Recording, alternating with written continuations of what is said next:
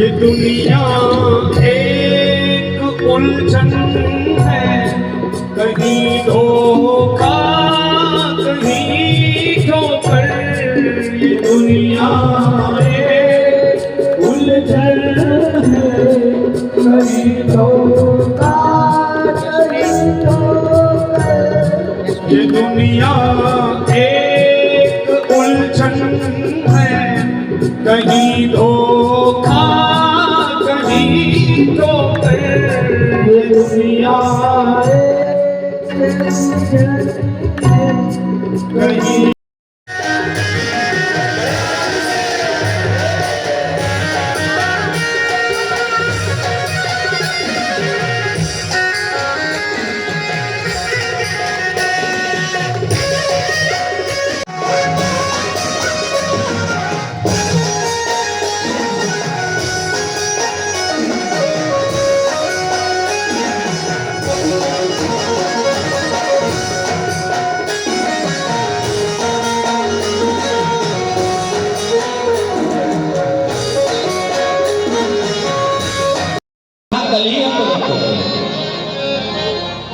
पतिदेव ने कह दिया अरे कल नहीं, जब संतान होगी तब करेंगे। तो पत्नी ने कहा, अब वो अच्छा वो कंजूस बहुत थे तो उनका नाम ही लोग दानचंद रखे। बोलो राधे राधे। पत्नी ने कहा जी पूर्णमासी आने वाली है, जाओ गंगा जी में स्नान करके आओ।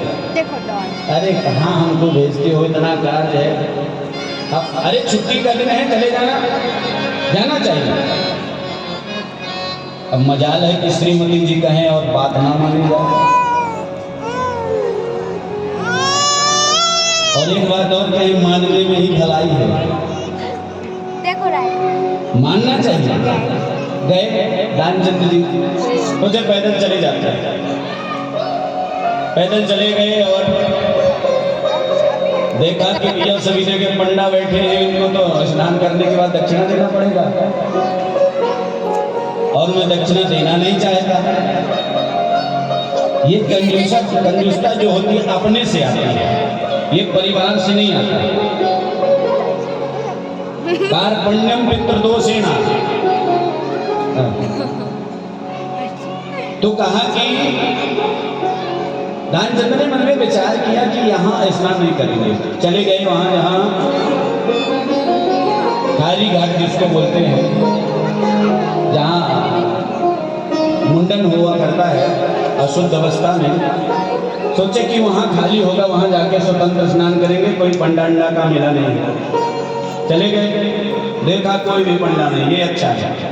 और जैसे ही डुबकी लगाई तो भोलेनाथ पंडा के रूप में प्रकट हो गए। अरे यजमान की जय हो। अब तो दानचंद घबराए कि अभी तो डुबकी लगाई तब कोई नहीं था, ये पंडित जी कहाँ से आ गए। अरे हम तो ऐसे ही गुप्त रहते हैं, आपके जैसे ही शिष्य आते हैं, महीने महीने का राशन देकर चले जाते हैं, इसलिए हम बाहर नहीं रहते। हे भगवान, महीने का राशन यहाँ तो एक दिन की व्यवस्था देने के लिए। भोलेनाथ परीक्षा ले रहे थे भगत की। भोलेनाथ ने कहा कि देखो भैया, स्नान किए हो तो दान तो देना पड़ेगा, नहीं तो गंगा जी से बाहर नहीं जाने देंगे। अब घबराया दानचंद, क्या करें। तो कहा महाराज जी उधार चल जाएगा, कहा उधार भी चल जाएगा। तो कहा एक आना का संकल्प कर दो हमारा। कितना? सोचा कि एक आना लेने थोड़ी आएंगे, कोई प्रयागराज जाए और इंदौर से कह के आ जाए कि महाराज जी 100 रुपये हमारा लिख लें, घड़ी दे दो तो वो 100 रुपये लेने आएंगे क्या? ऐसा दानचंद जी ने सोचा ये लेने नहीं आएंगे, लेकिन वो तो बोले संकल्प करके झटपट भरे के दूसरा पंडा ना। और जैसे घर पहुंचे, पैदल तो आए थे करके, सारा पता बता के आए, पीछे से बोले बाबा पहुंच गए, जजमान की जय हो। किसकी आवाज आई? आप पत्नी को जाके कहा मैं तो थका आया हूँ, जाकर देख के आओ कौन है। श्रीमती जी गई, देखा तो बोले कि मैं पंडा जी हूँ, प्रयागराज से आया हूँ और आपके पति जी ने संकल्प करके मुझे दान देने के लिए कहा था, वही लेने आया हूँ।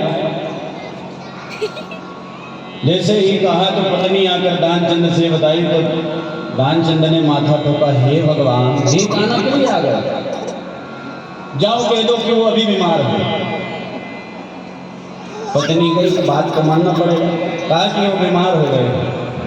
पंडित जी ने कहा बीमार हो गए, अब बीमार अवस्था में यजमान को छोड़ के हम कैसे जाएंगे? हमारी भी यही भोजन की व्यवस्था कर देंगे।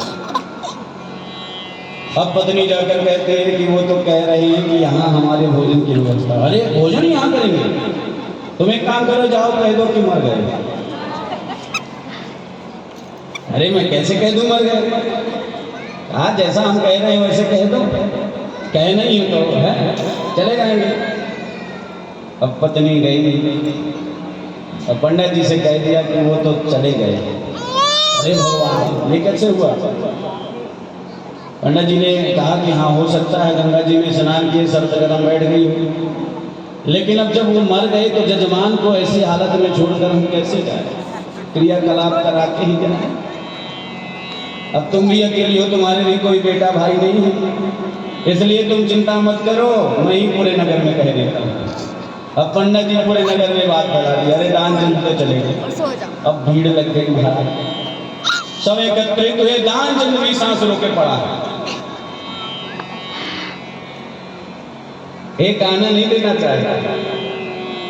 अब लोग जुड़ गए तो पत्नी रोने लगी, अरे ये मरे नहीं है। लेकिन ऐसी अवस्था में कौन सुने? सोचे मोह है, इसलिए इसको मोह है तो दो चार स्त्रियों ने पकड़ के किनारे किया और टिट्टी बनाई, उसमें लेटा लिया, दानचंद को ले गए। लेकिन दानचंद भी बलवान की लेटा है सांस रोके। भोलेनाथ मुस्कुराते जाते हैं। अंत में जब लिटा ही दिया, लकड़ी बिछा दिया, तो कहा भक्त तेरे जैसे होना चाहिए। अंत में कहा भैया मैं तेरे से प्रसन्न, तू जीता मैं हारा। ले ले ले ले ले सुन। भगवान ने कान में कहा सुन, आया हूं वैकुंठ से तुम संग नाता जोड़, मांग ले हूं वरदान कछु। भैया तू जीत के कुछ बात वरदान मांगे। तो जैसे नेत्र खोला तो देखा वो पंडा है, फिर से नेत्र बंद कर दिया। बोला अरे ये तो भगवान ने, ये पंडा ही है। भगवान ने कहा मैं पंडा ही हूं, लेकिन अब तू जीत गया, तू कुछ वरदान मांग ले। आया हूं वैकुंठ से तुम संग नाता जोड़, मांग लो वरदान कछु। तो क्या कहता है? भेला दी जो छोड़, यही वरदान है कि जो मेरा कर्जा है उसको माफ कर दो। बोलो राधे राधे। तो ऐसे भी भगत है, ऐसे भी दानचंद है। तो ऐसा ये तो हास्य परिहास की बात है, किंतु दान ऐसा होना चाहिए कि दाहिने हाथ से करें तो बाएं हाथ को भी पता न चले। श्री रामा जी दान की महिमा बताते हैं जब युधिष्ठिर को, और दान भी सत्पात्र को देना चाहिए, किसी को भी दान नहीं देना चाहिए। हम दान दे दिए, बोले महाराज जी गरीब हैं, और वो कहीं नशा लगा के गिर पड़े मर गए, उसका दोष हमको लगेगा। इसलिए दान भी कहीं सत्पात्र में देना चाहिए जहाँ सब लोग हो। सुखदेव जी ने पूछा भैया आप कौन सी कथा सुनना चाहते हैं राजन? तो परीक्षित जी ने कहा महाराज जी हमने सुना है भगवान का नाम दीन बंधु है, तो कभी किसी बंधु पर दीनता दिखाई है? यदि दिखाई हो तो आप श्रवण कराइए। तो सुखदेव जी को सुदामा किया गया। बड़ा पावन चरित्र है सुदामा जी का। तो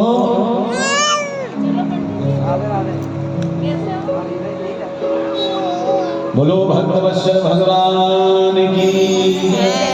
भैया थोड़ा प्रसाद दे दीजिए पंडित को।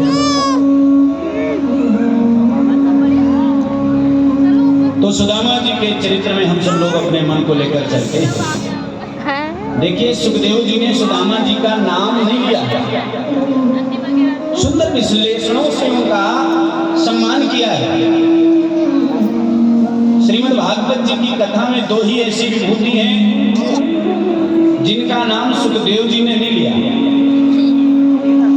एक तो राधा रानी है जो सुखदेव जी की गुरु है, कहते राधे कहते ही 6 महीने की समाधि लग जाती है और परीक्षित के पास समय 7 दिन का है। इसलिए योग माया बद्रू ये कहकर तो बहुत बार संकेत दिया है, किंतु स्पष्ट नाम नहीं दिया।